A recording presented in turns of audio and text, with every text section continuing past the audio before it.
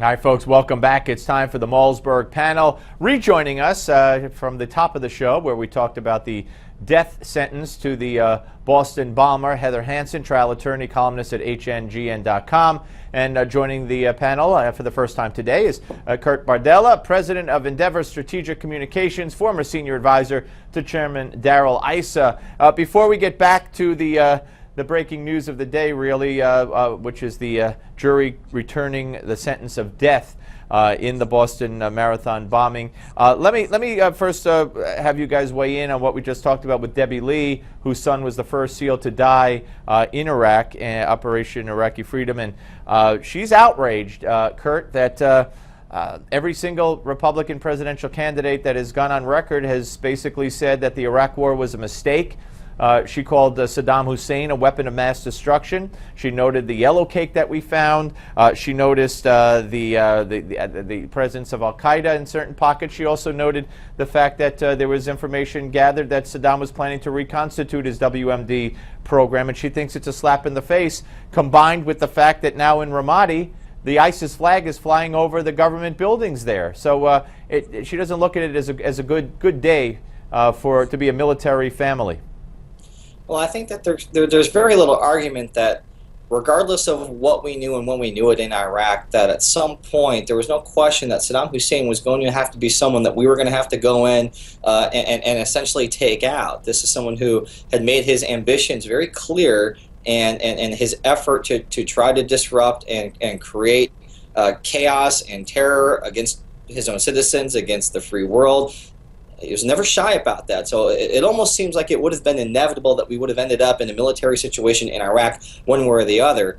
That said, I think that for any parent who lost a son, a daughter, anyone in military service, the idea that this was all for naught would be a very discouraging and tough pill to swallow. No one would want to accept that who went through that kind of heartbreak. So it's completely understandable that she would feel that way and feel the need to speak out, expecting a little bit more courage, or at least awareness from the political figures trying to become president of the United States and commander of the armed forces. Right. And Heather, on one hand, as I expressed to her, you almost understand that any Republican candidate would be tagged immediately as, oh, he would have done what George Bush did, whether it's his brother or anybody else. But there is a way, an eloquent way, like Kurt just described, the inevitability of a problem with Saddam Hussein. And there are certain things that we found there and accomplished there and prevented from continuing to occur there, like the mass graves where she saw, hundreds of bodies buried at once, that could be talked about in defending, or at least trying to explain and defend what we did at that time.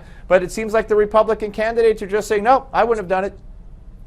Well, it's political as opposed to the truth. They shy away from it because you've seen the response when Jeb Bush tried to say that he would have done the same thing at the time. So rather than try to do what you two gentlemen have just done and articulate true and real reasons why any sacrifices, the many sacrifices that were made there, were appropriate and well-founded and appreciated, everyone's too afraid and they're just stepping away, which is a shame and a disservice to our military members who fought so hard. Well, I guess somebody's listening to me with military cred, because they're saying that airstrikes are happening now on ISIS in Ramadi, which is hopefully a good thing, because if they're flying if they've taken Ramadi to the point where they're flying their black flag of ISIS over government buildings, as we've heard reports all day that is the case, then it would seem like a no-brainer that somebody's got to drop bombs on these people who have really no air defenses. So you would think that they would be sitting ducks, and we could at least get them out of there once and for all. Okay, we're coming back. We're going to talk about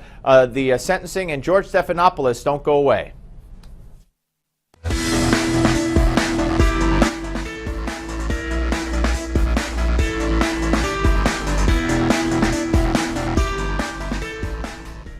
All right, welcome back. The Malzberg panel in full swing, part two. Heather Hansen is here. Kurt Bardella is here. And Kurt, let me get your opinion.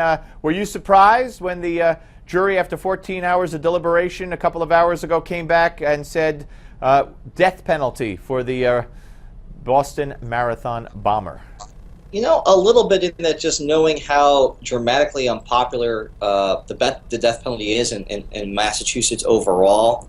something along the lines of, I think 70% of people are opposed to the death penalty there, even in the case of the bomber. So it's a little surprising, just given the demographics and knowing where the liberal leanings really exist there.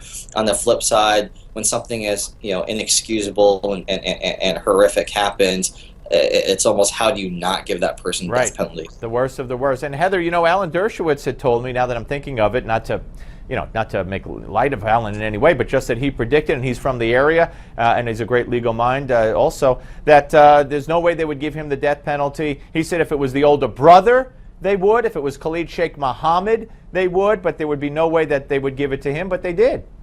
Well, and there's so much that's fascinating about the way this jury came down. At least 3 of them, on different of the mitigating factors, found that the older brother did in fact have influence, was the planner, that type of thing. So when you try to weigh these mitigating and aggravating factors, it shows how complicated a process it is to actually come down with the death penalty. I think most people would have agreed with Alan Dershowitz. Most legal minds would have said that it's more likely than not that he would not get the death penalty. I think many people are surprised this afternoon. All right, let me ask you, Kurt, about George Stephanopoulos. Of course, in your capacity as a former senior advisor to Congressman Issa.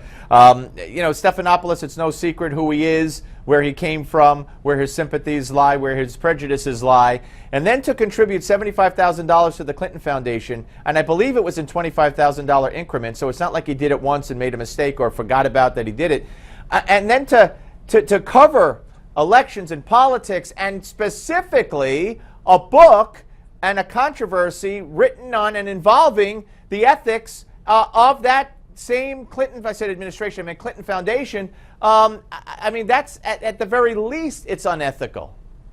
Well, I think the issue, and it's always what they say, it's not crime, it's to cover up. I think a lot of the concern is when interviewing the author of Clinton Cash, Peter Schweitzer, not disclosing to his audience or even to Peter that he had actually, in fact, donated to the Clinton Foundation. It's the omission of disclosure that is most ethically concerning. People can make the case for donating to whoever they want, and Donald Trump donated to the Clinton Foundation. But it becomes more of an issue when you're scrutinizing and calling into question the credibility of someone who had written the book that Peter had, and you don't disclose the fact that you are one of the people who have actually donated to the Clinton Foundation when you're in a position of supposedly journalistic integrity, where you're allowed to ask questions, where you're potentially going to moderate a GOP presidential debate. It becomes a matter of judgment and disclosure, and the failure to do so has become the real story, and opens up the question of who else has donated exactly. to the Clinton Foundation. And if he hadn't gotten caught, he would have wound up moderating that debate. And Heather, I want your take on it, but also Donald Trump weighing in and saying there's nothing wrong with it because I donated to it also. Well, you're not there as a news person who's supposed to be impartial, interviewing the author of the book on the same foundation that you donated to. I don't understand how he makes any analogy between himself and George Stephanopoulos.